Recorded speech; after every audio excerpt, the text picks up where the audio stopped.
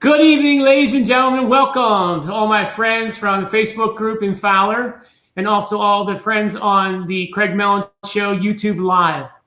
Tonight, we welcome in to our show our candidate for City Council member, Juan Mejia.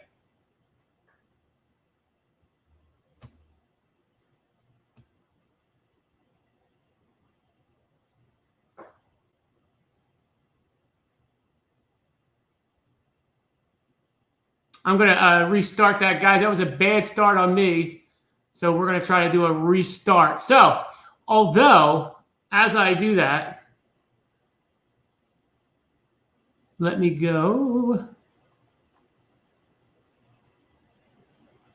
This is what's fun about a live show.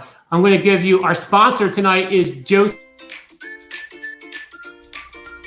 invites you to our new outdoor seating. We are taking safety measures to ensure the health and safety of our customers and our staff.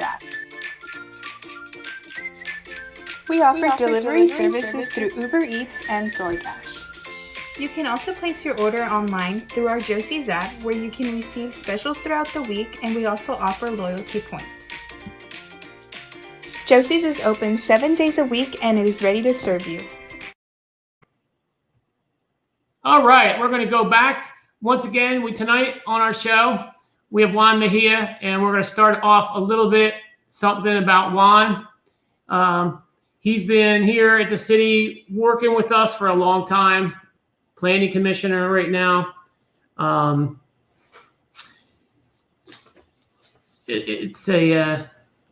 have on my end, this show's live. So what happens is a lot of times is I'm working a bunch of different angles at the same time. And so I'm trying to work on a video, and my video is just a hair off here. So give me 1 second, and we're going to pop that up for you here in 1 second.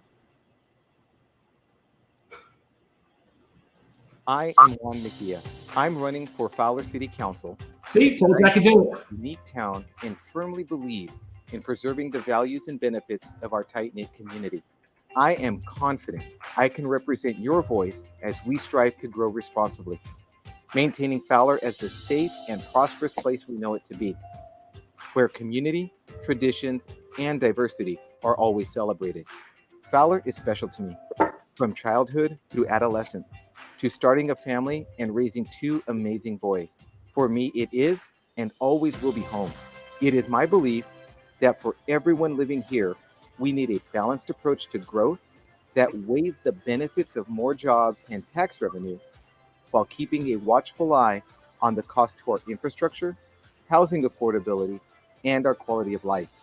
As a project manager for the local utility, I've had the privilege to manage the electric and gas commodities on projects all over town, most notably the Fowler Children's Medical Center, the newly developed fire station, and the newer housing developments and businesses. I am especially proud to partner with and support our locally owned businesses whose owners work tirelessly to provide for their families while living the American dream of private enterprise. I've been a member of the Planning Commission for the past 6 years. In that time, I have had the opportunity to advance the idea of controlled growth and manage resident expectations. I've seen firsthand the importance of protecting what we all cherish about our town. I am pro-business and pro-development, but not at the cost of Fowler. I am protective of our town and the safety of our residents, and I will fight to preserve our history and our heritage and restore confidence in our leadership. I'm Juan Mejia, and I would be honored to be your voice on the Fowler City Council. Vote for me on November 3rd.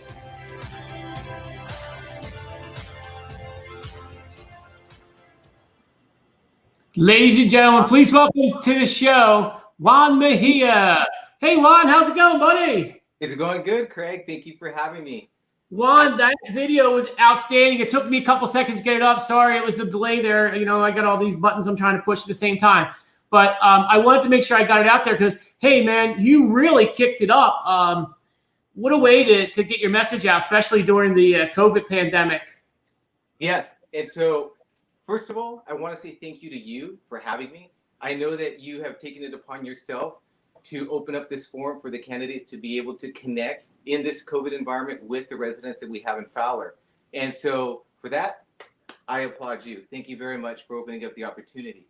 Thanks, While we're Juan. discussing that video, I just want to give thanks to my wife, Stephanie, who I call her the George Lucas behind the video, because she helped pick the locations. She helped with the direction between me and the videographer out there.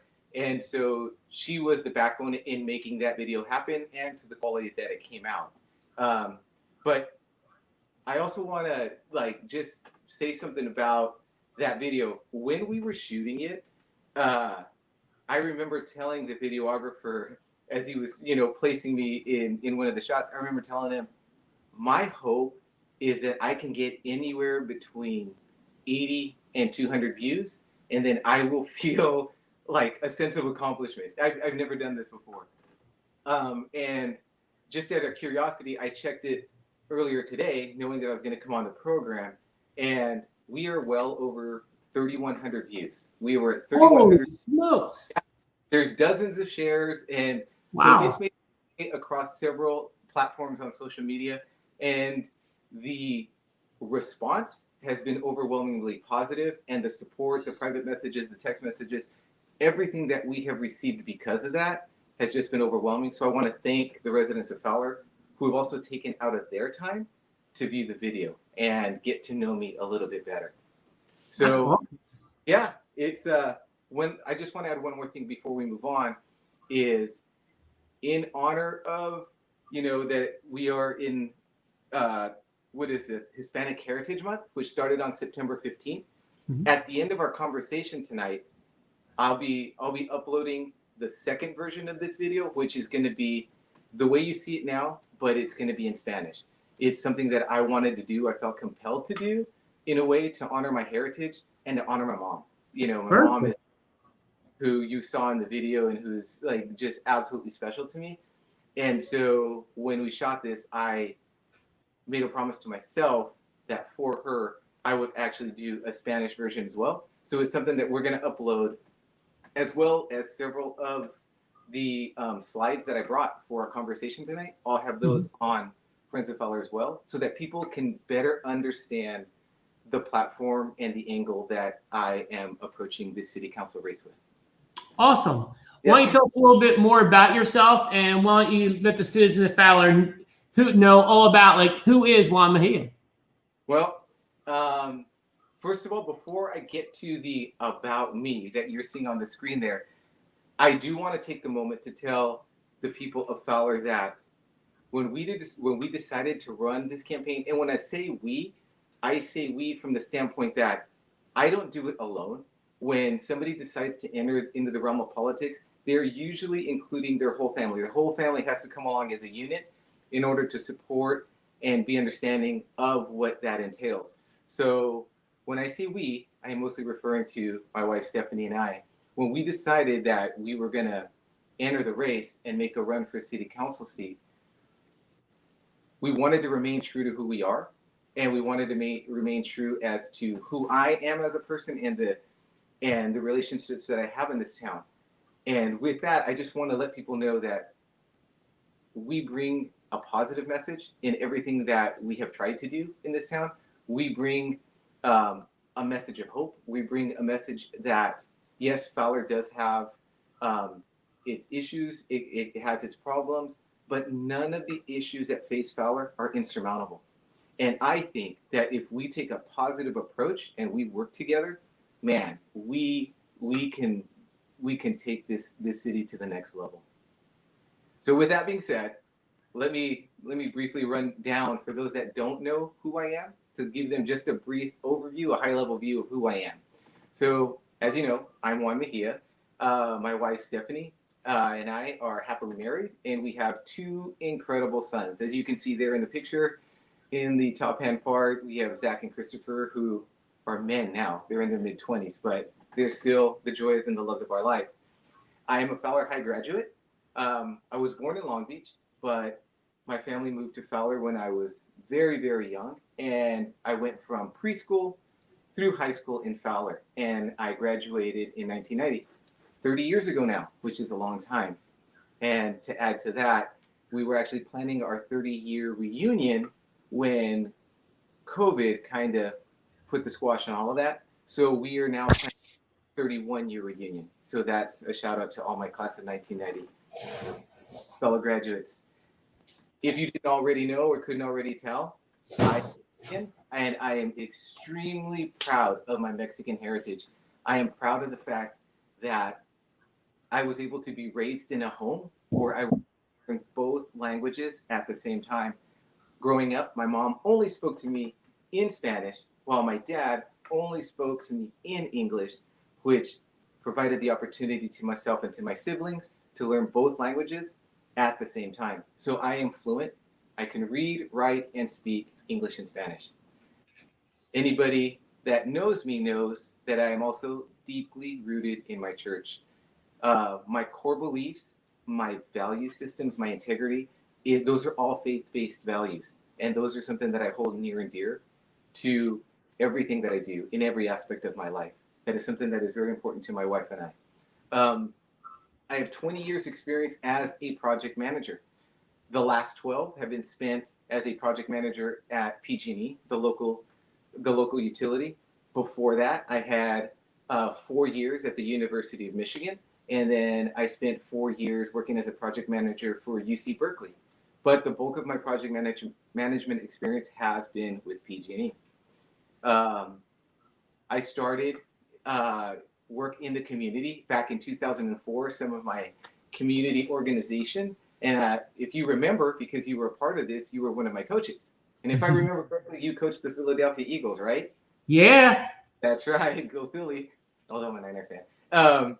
So I started the NFL Flag Football League way back in 2004 because I wanted to give opportunity to kids, at-risk youth in Fowler who were not participating in Pop Warner and who were not participating in soccer. And as you know, those were at that time and probably still are the two big sports of the season. But we were able to start this league. And in our first year, I was overwhelmed and happy and jumping for joy when we had 60 participants. I managed the league for 3 years before stepping aside. And I'm proud to say that by the time I stepped away, we had grown the league to 250 kids. And so we had given and provided opportunity to a large amount of kids who were not involved in any other activities in or around Fowler at that time. On my off time, when I do find off time, I love music. Huge music fan. I'm a drummer by trade. I love, give me music with the beat, and you'll see me grabbing anything that I can in my hands to follow along because I love music. Along with that, I'm a kid at heart. I still to this day collect comic books, something that I started as a kid, and I am a fanatic for Star Wars. So if you can see on the screen on the About Me, that is me in a stormtrooper outfit under the flag there at a charitable event because I am a member of the 501st Legion, which, for those that don't know, it's a worldwide Star Wars organization that we call ourselves Bad Guys Doing Good. So we're a Star Wars organization that does a lot of community and charitable work, not only in the Central Valley, but it's a global organization. So we're doing charitable and community work all around the world. Speaking of all around the world, last but not least is we love to travel. Steph and I have had the opportunity, again, going back to the faith-based values and being deeply rooted in our church, missions are very important to us. It is an outreach tool. It's an outreach method that allows us to visit countries. And we've had the opportunity to travel to Cuba, Mexico, Canada, Australia, China, Japan, and various states in the United States. But as it says at the bottom of that slide, there's nothing like coming home to Fowler. Nice. So I've had the opportunity. That was a mouthful. Yeah, that was, but that's good. That's good. People, like I said, it's all about getting to know, let people know who you are. So I've had the opportunity to serve with you on the Fowler Planning Commission for some time now. One of the things I do like about you is the fact that you're there early, always on time, you're always prepared, and you're always willing to go the extra mile, and you're always voting and working for the best of Fowler. So that's something I just want to thank you for, because as a vice chair, you've helped me in many a times on the planning commission, and I just wanted to give you a little kudos on that. In case I get too tough on you, I want to be nice first. So how do you think your planning, the role as a planning commissioner will help make you an effective city council member? So I think being a planning commissioner has been vital in grooming me for the run that I now want to do this as a city councilman. I had thought about running in past elections for the city council, but I knew that I wasn't ready. I also had competing priorities. I had a career and I had a family that required my attention, but I was able to join the planning commission and learn from everybody around me. I've learned from you. I've learned from Henry Fernandez.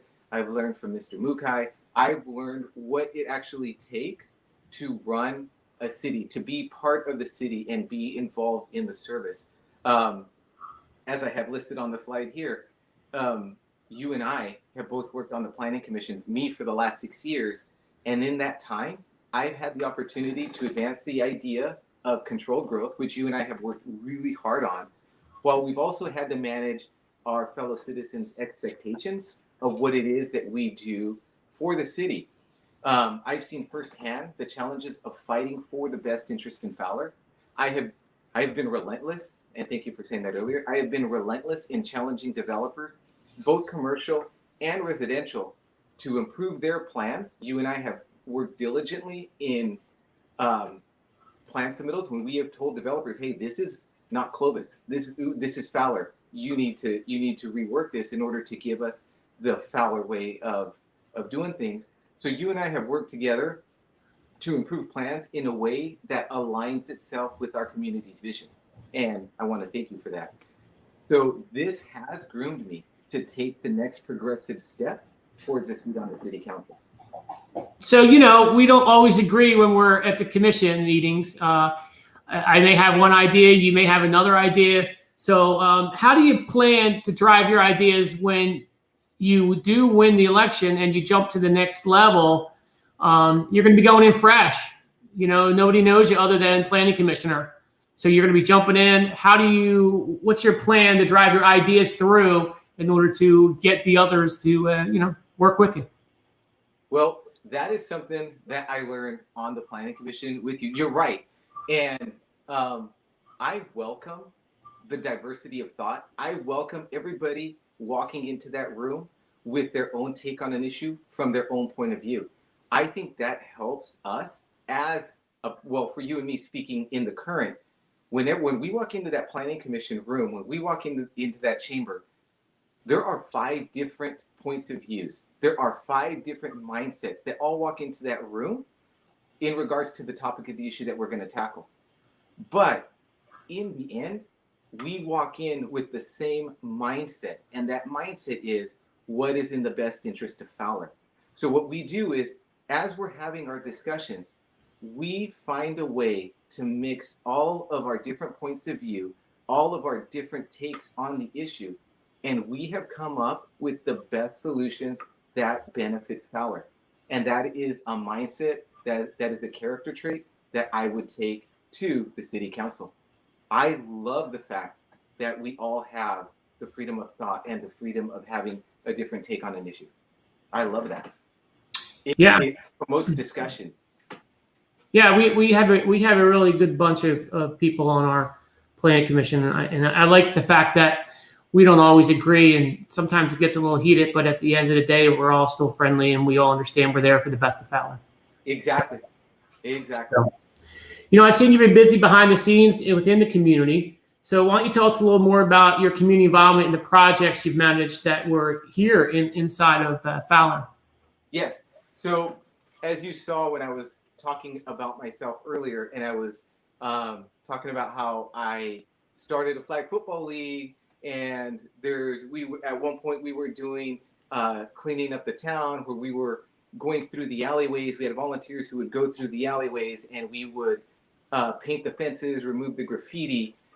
Those were community involvement projects that I did. Excuse me. Those are community involvement projects that I did where I was at the forefront. So I was visible in terms of community involvement. But as my career took off, as I had to focus more on my career and my family, I never stopped with my community involvement. I just had to change the way that I was involved in the community. And so the slide that you're looking at now is, these are proud moments of mine that career-wise and with the city of Fowler that I'd like to share with you now. I have been blessed to be a project manager with PG&E. And in that, I've also been blessed with the fact that I asked and was granted permission to project manage all of the projects through PG&E that required gas and utility commodities that were going to be done in the city of Fowler.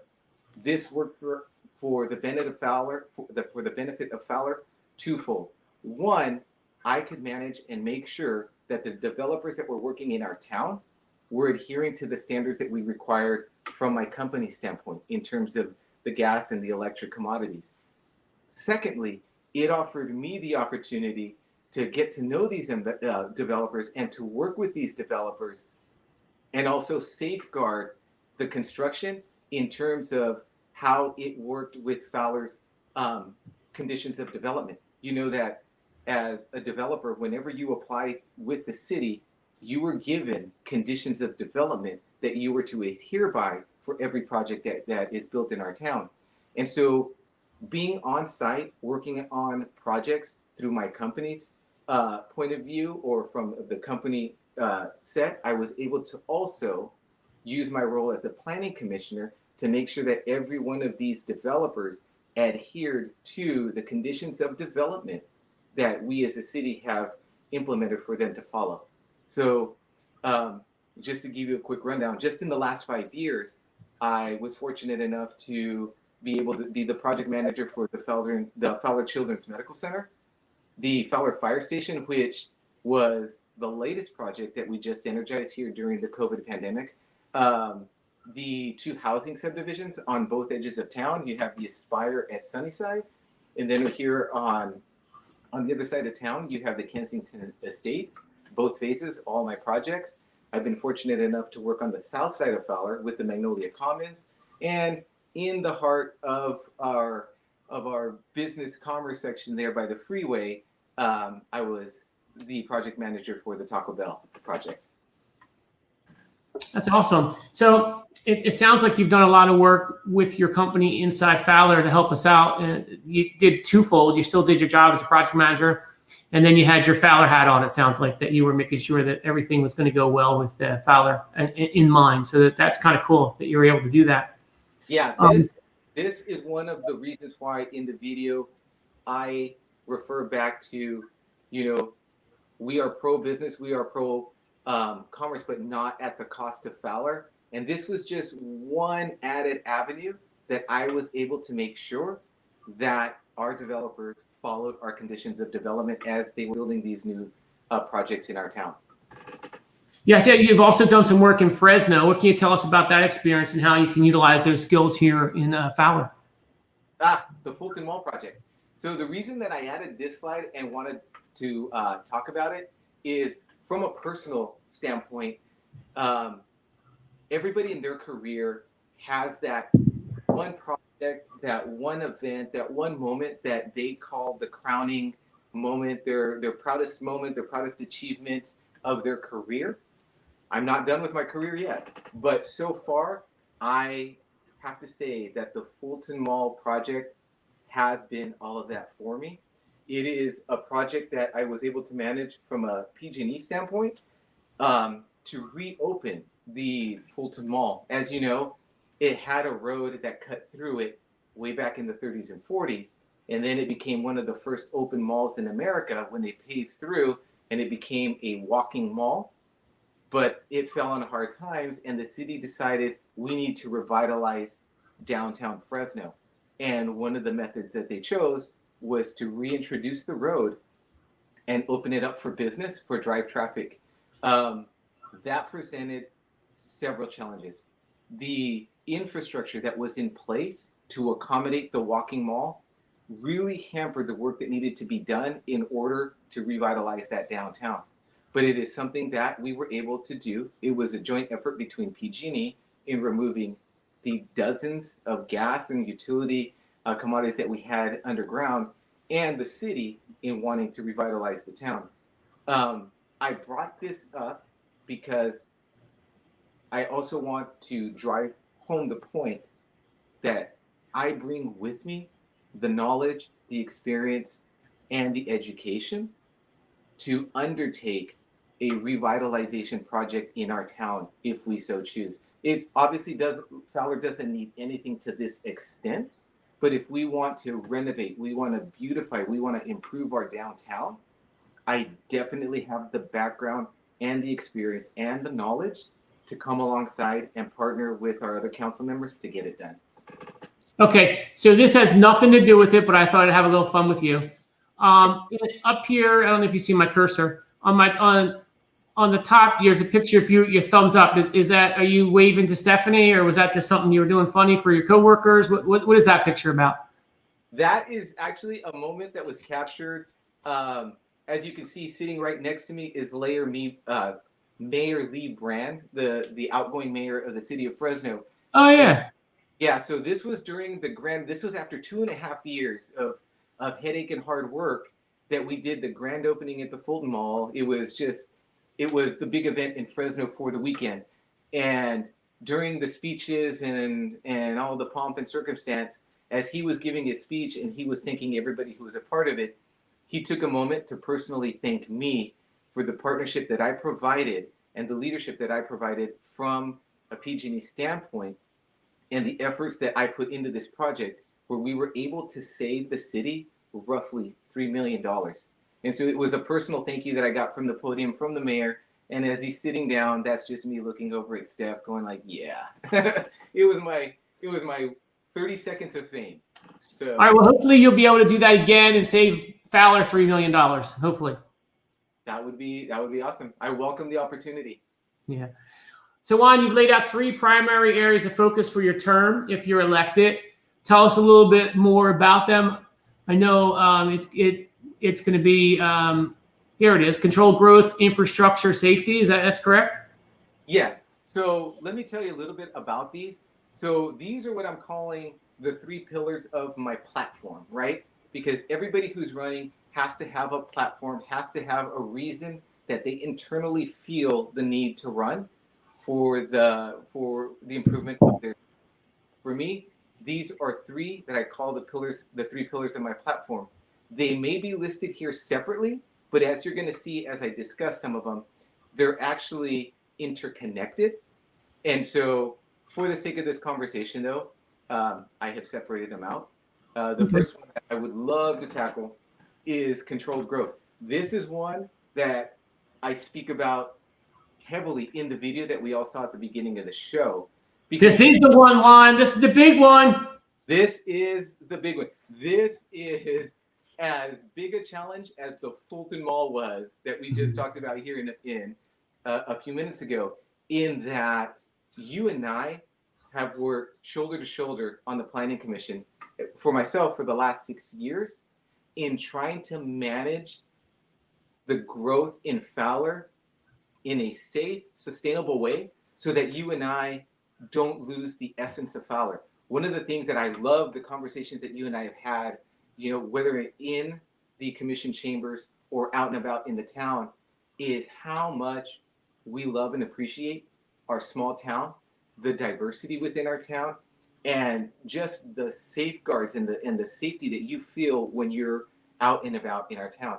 I jokingly tell my friends and my coworkers that I live in Mayberry. It literally feels like, one of the last vestiges of Americana that we have left in our town. And I say that to say that you and I have worked hard to maintain that essence of Fowler, and but the rules have changed. And so that's why I wanted to bring up what you see here on the slide in big red letters, Yeah, this is a big deal. This is a real Yeah. big deal here. So you and I have adhered to the growth rate of roughly 3% growth in our city for the last 20 years. But as I'm saying here in the slide, that can no longer be enforced. And the reason why is SB 330. That has changed the game. So as planning commissioners moving forth, we're going to have to come up with creative ways in order to continue to control the growth in this town. We no longer have the ability to choose if we grow as a community. So now we must control how we grow. Under the umbrella of the housing crisis, Governor Newsom had passed 18 laws. So these are laws that he signed them into law in October of 2019, and they took effect January 1 of 2020. And these new laws severely impact Fowler's ability to control growth. It actually hampers any municipality's ability to control growth. Therefore, it is vital that the council and the planning commission make intelligent decisions as we adjust to the new restrictions. Their 18 is a lot to go over, but I just wrote down 4 right before we came on air to discuss and to go over with you. So let me start with one of them is a city is now limited on the amount of times that we can reject a developer's application to 1. So if an applicant comes with us with junk, we have to be very smart on what we ask of him in terms of corrections and requirements before he comes back to us, because we are not allowed to reject him a second time. So that's a handcuff on the city. That's a handcuff on you and me as planning commissioners, and that is a handcuff on our city council. Another would be these new laws now limit the amount of times that a city can review a project to 5. It is very rare that you and I are called in to review a project that many times, but this doesn't just include planning commission reviews. This also includes planning department reviews. So yeah, we have a limit of 5. So they painted with a broad brush to include all of the levels of review process that a city goes through in order to approve a development for construction in our town. We are now limited to 5 reviews. So that means, just to use a past example, we have had developers come to us in a planning commission meeting, lay out plans that scream Clovis. We have, 0 lot lines. You have the houses right up on the sidewalk. You have narrow streets, and they are packing in as many houses as they can get into a subdivision. And we have pushed, yes, absolutely. And you and I have done a diligent, not you and I, but all of us on the planning commission and the planning department have done a diligent job of pushing back. One of the recent ones that we had with RJ Hill, we actually said, this is not going to work in Fowler. And I clearly remember him saying, this is how we're doing it in Clovis. And we fought back and shot back that we're not Clovis. We have a Fowler way of doing things, and we need to adhere to that.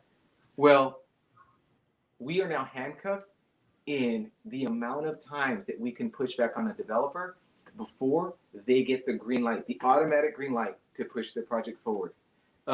Another thing that I want to bring up is a city cannot change zoning to prevent housing developments.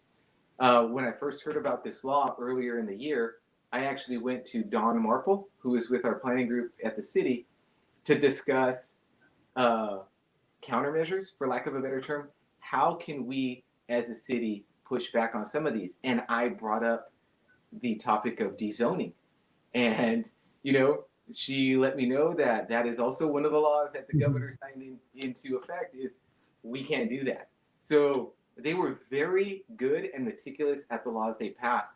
And finally, it is now illegal as of January 1, 2020, for a city to place a moratorium on house building.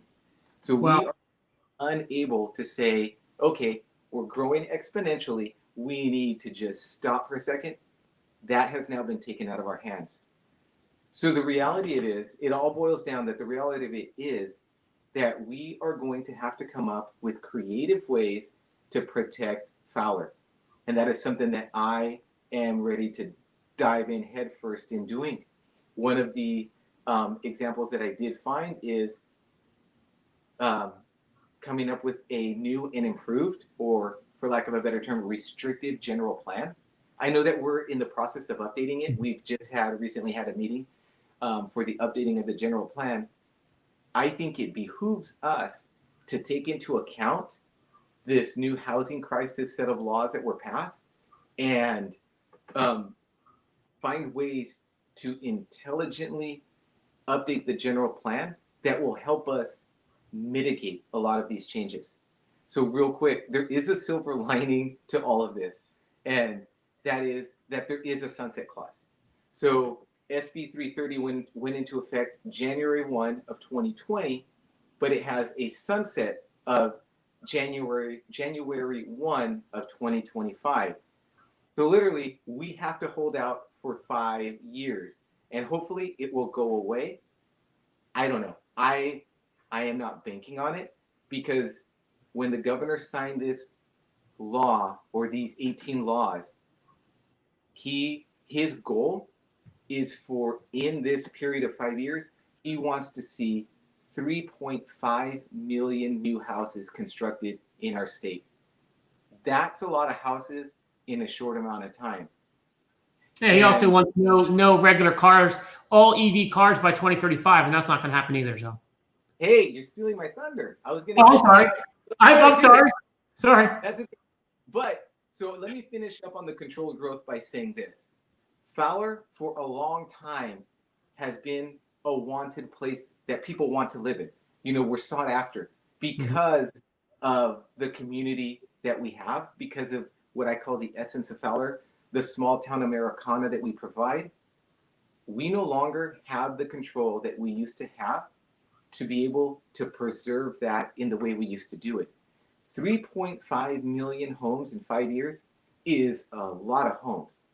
And I can guarantee you, with the desire for people to move into Fowler, developers are soon going to flow into Fowler, wanting to take advantage of that. Well, they still got to have it. They still have to have it land. And if no one sells land, that's going to help, right? Correct. But in some cases, it may already be too late to change the zoning of how some of our parcels are laid out around the city. So, in essence, we may already be behind the 8 ball if some of these parcels are designated for development. Okay. Well, that could be a whole nother show. So our next thing, thank you for that update on SB 330, because I don't think anybody knows about that. Folks, go ahead on Google SB 330 and get to understand that, because I know on the Planning Commission and the City Council, we're going to do the best we can to work around that somehow, but we'll have to stay within the legal limits. So also, one of your goals is you're talking about infrastructure. Yes. So as I stated earlier, when we introduced what I'm calling my 3 pillars of my platform, is these, I have them listed separate, but I think that a lot of what I want to bring to Fowler, a lot of my platform, they're interwoven with each other. And when it comes to infrastructure, I think that this goes hand in hand with safety. Real quick, one thing that isn't on the slides that I would like to add is I am a firm believer in technology and the advancements in technology. And I think that in terms of infrastructure, Fowler is past due for a cohesive infrastructure, a technological infrastructure. We need to bring Fowler into the modern times. Up until COVID hit, we were still a city that our residents could not pay their water bill online. We would have to either walk it in or we would have to mail it in. No, don't talk about water bill. And I know that might come up later on in the conversation. We'll tackle it then. But I'm just talking about technology and using the technological advances that we have at our disposal to create a technology infrastructure within Fowler to help bring us into the modern times. That's just one example. You know, it's for me, it's sad that it took a pandemic for us to finally turn the key and say, okay, you can now pay your bill from the comfort and the safety of your own home. it's long overdue. I welcome it, but I also want to see it improved upon, and I want to see technological advances in throughout the city in several other aspects and several other areas. And one of those is one of the that I am going to touch on now. And so studies have shown that there is a correlation between crime and street light density. Currently in Fowler, our streetlights are not evenly dispersed. No, And no, they're not. they're not. If you're not in one of the newer subdivisions where they are evenly dispersed, but if you're in either the central or the southern part of Fowler and you walk outside right now and you look around, you'll notice large pockets of darkness. Well, you know what really bugs me is several years ago the city went from the regular lighting to LED lighting, and my block that was well lit is now, I would say, if you were at 100% lit, we're at 25% now with the LED lights.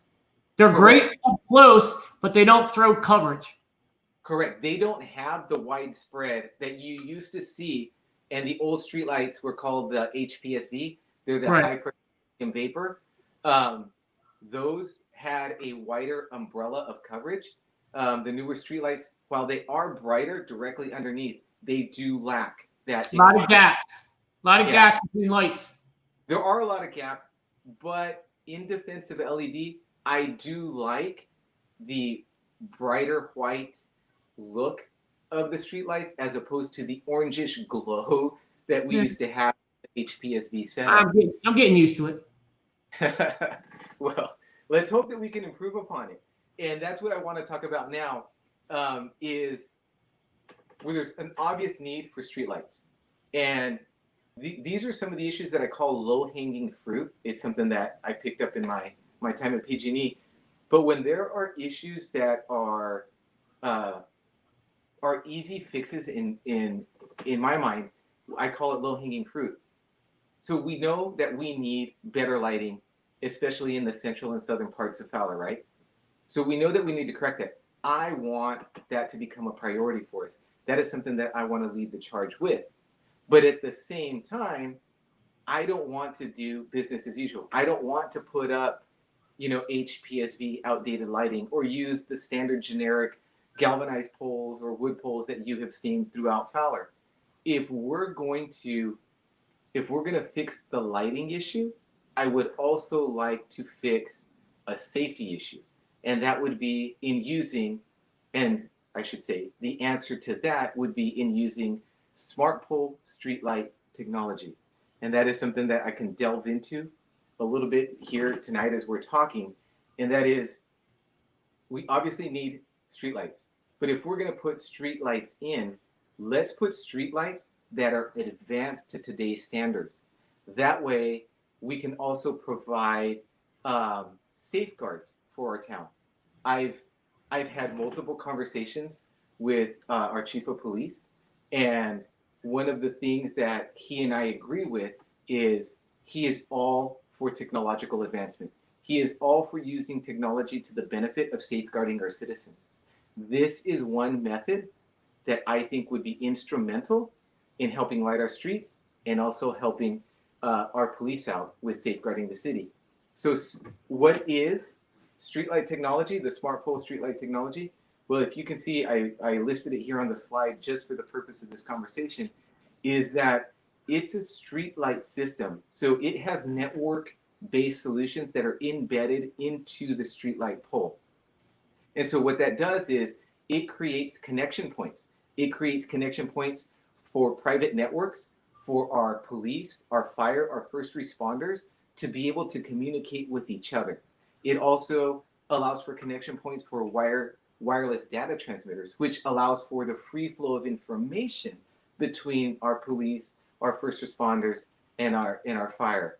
And it also allows for connection points for future surveillance if we want to set up cameras in the city, obviously in the public access ways and not on private properties.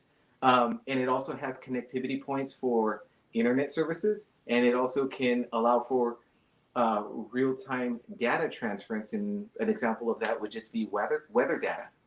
So it is something that I think is a win-win. We kill two birds with one stone, and we help light up the town. That the smart pole thing sounds the technology sounds interesting.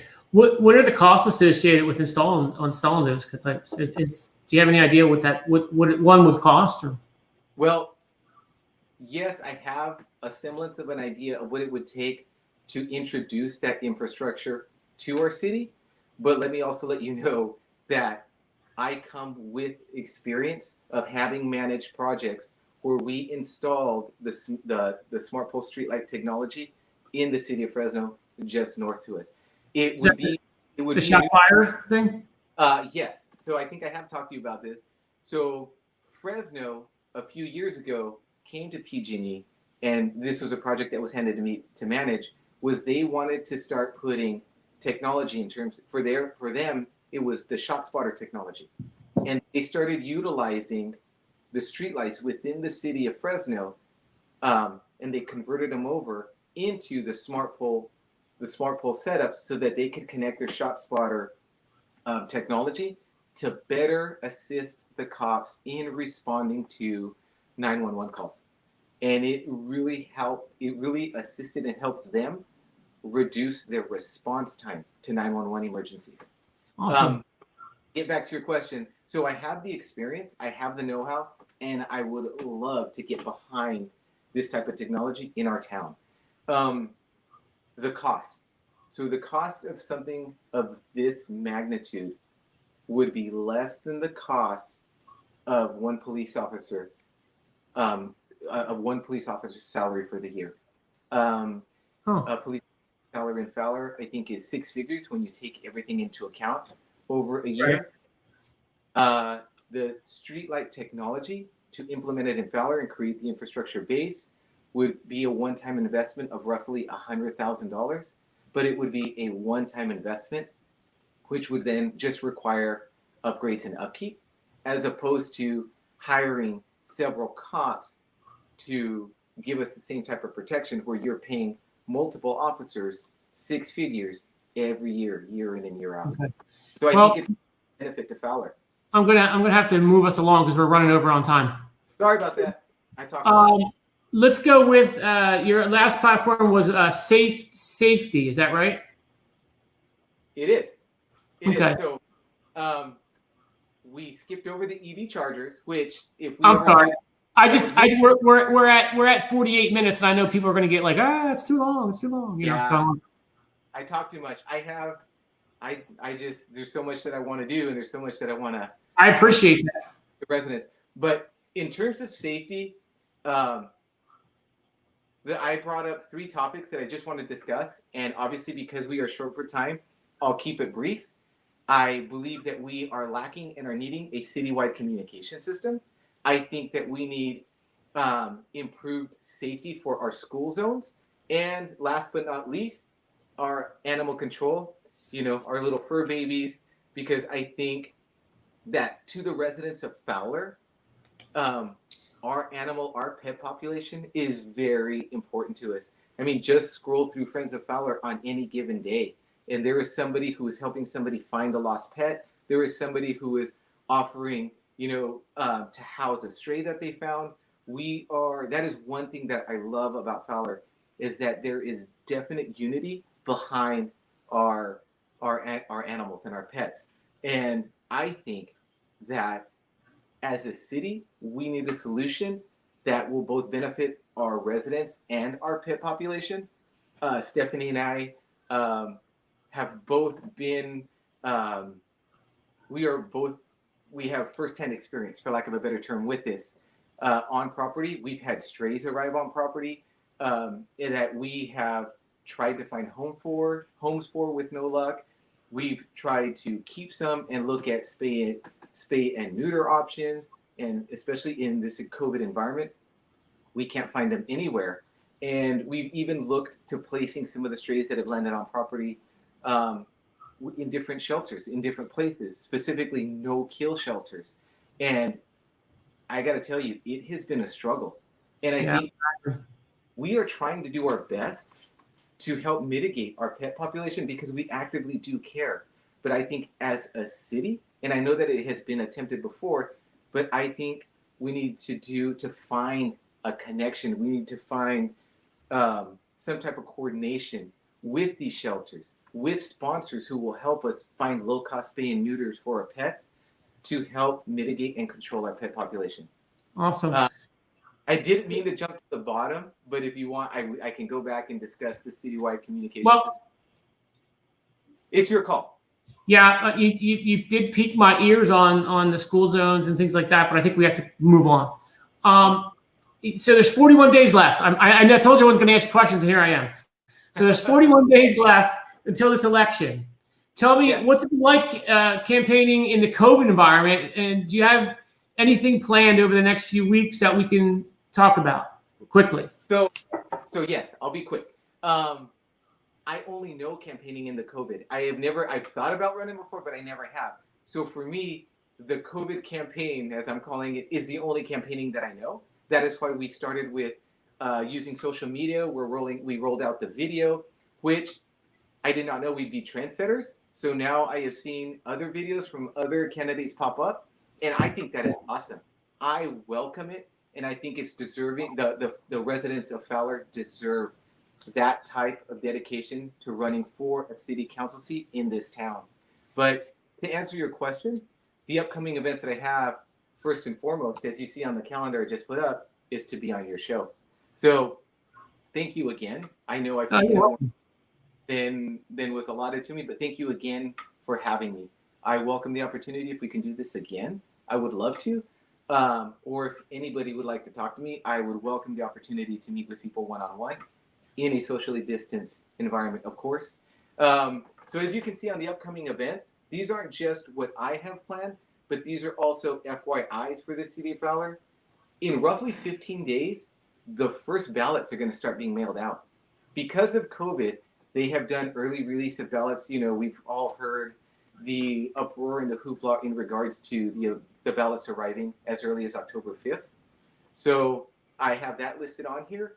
So check your mailbox for your ballot beginning the week of October 5th.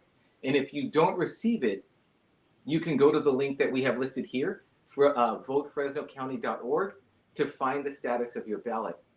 Also new for this election year is that you're going to be able to track your ballot. You're going to be able to track when it is mailed, when it is received, and when it has been counted. So literally, I know we're in the middle of a pandemic, but voting has never been easier. And then another thing that I'm going to skip the October 10th scavenger hunt super quick because I do want to discuss that in better detail. But let's not forget that we are, as you said earlier, what are we within 40 days of November? 41 days, yeah, something like that. 41 days of November 3rd. So if you are voting by mail, if you are voting by absentee, or if you are voting in person, the one thing that I do ask of all of us who is listening or who will listen to this video later is please exercise your right to vote. I think that it is important and it is our one singular moment to voice our pleasure or displeasure with the candidate that we choose or choose not to vote for. I think it's one of the more intimate acts that we can do as citizens in this country to move our country forward. And I would add just one thing and say, if you're going to vote by mail, go ahead and do it early so it gets in there. Yes.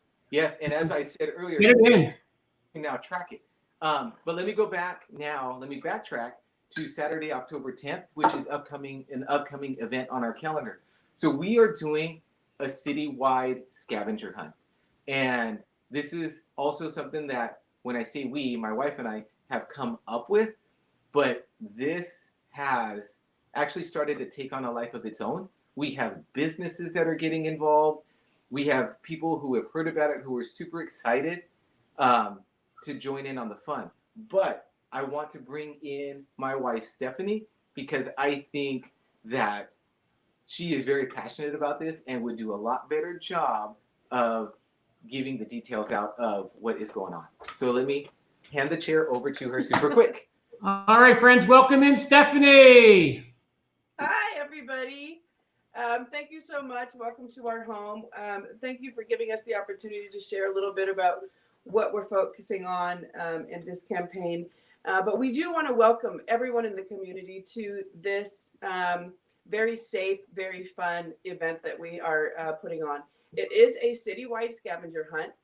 We do ask that if you want to participate that you sign up. We've got some fun freebies and goodies and prizes for those of you that do sign up to participate. But it really is just a great opportunity to explore the city, some of the great landmarks of our town, and get out of the house. You know, a lot of us have been cooped up for all of 2020. Yeah, 7 months. Yeah, you're a teacher, you're a mother, you're a father, you're everything right now. And so this is just an opportunity. Yeah, in principle, to get out. And we're so excited to partner with businesses and other residents to make this a really fun and safe day. And of course, 2020 has really highlighted safety for all of us, and that's at the forefront of our planning process for this event. So you will be able to take this at your own pace as your own family unit throughout the town. And we really just encourage you to participate and to join us. And we hope that you can. Just go to www.formejia.com to sign up. And we look forward to seeing your sign up form. And it's a COVID safe event. That's it right. Absolutely is. Yes. First and foremost. Yes. Outstanding. Thank you. Oh, wait, Stephanie, come on back for 1 second. Where are you? You still there? I'm right here. All right. So I wanted to thank Stephanie because I'll tell you what happened. When I do a show like this, there's a lot of work that goes on behind the scenes. And when I ask people to come on the show, I say to them, hey, give me pictures, give me information so that we can make it look nice on the show. And I will tell you this show, although I still prepared for a few hours, Stephanie did all the slides, did all the marketing part of it. She did all the graphic arts work. I don't know if you want work, but if you do, man, I think everybody should be calling you. So I want to thank you for making my show look a lot better than it really is, because I don't have that ability to make it look so pretty and so nice. So I want to give you a shout out and let everyone know that it looks really nice because of Stephanie, not because of me. Thank you very much, Well, Craig. thank you. We appreciate that. Yes, You're welcome. All right, Juan. So then I guess the next thing is tell us if people want to get a hold of you Yes. and find out what's coming up, and what are we gonna give them there? I guess. Oh, here comes a slide. Yes. Another Stephanie slide. So we just referenced this website in terms of the scavenger hunt that we are planning on rolling out here real quick. But the best way to get a hold of me literally is through the website, www.formejia.com. It's a website that has a lot of the general information, the platforms that I'm running on, the ideas that I have for this town. And it also, you know, as I said earlier, we are running a positive campaign. We also are running a fun campaign. We believe that just because we are running for a seat on the city council does not mean that we cannot enjoy the process as we're doing it. So if you go to our website, you'll also find that we have activity downloads. There are crossword puzzles, there are coloring pages, there are word searches that you can download and that you can have fun with at home with your family. And they are all based on Fowler. Another way that you can reach out to me is through Friends of Fowler. That has been essential in helping me get the word out, and I am very active on there. As I was stating earlier, we are going to upload the Spanish version of our video next, and we are also going to upload the slides that you have seen here during our presentation for people to be able to read at their own pace and to view. And if they have any questions, they can reach out to me either through the website or they can reach out to me through Friends of Fowler. Awesome. All right. Well, thank you, Juan, for coming on the show. Best of luck towards your campaign. Once again, thank you, Stephanie, for doing such a great job on all my slides. And thanks to Alexa, who always comes in on the show. Alexa, stop. She always wants to butt in. I don't know why. Yes, so, I'm here. You got it. Thanks, Juan. I really appreciate all the things you've done. And we're looking forward to see what happens here in the election. Josie's invites you to our new outdoor seating. We are taking safety measures to ensure the health and safety of our customers and our staff. We offer delivery services through Uber Eats and DoorDash. You can also place your order online through our Josie's app, where you can receive specials throughout the week, and we also offer loyalty points. Josie's is open 7 days a week and it is ready to serve you. Once again, guys, thank you very much. We appreciate you for being here tonight and to spending your time. Thanks for watching the Craig Mellon Show. Coming up next, you'll keep an eye out. We look like the next candidate coming up will be Dan Parr, and we'll get him on here pretty soon. So thank you, guys.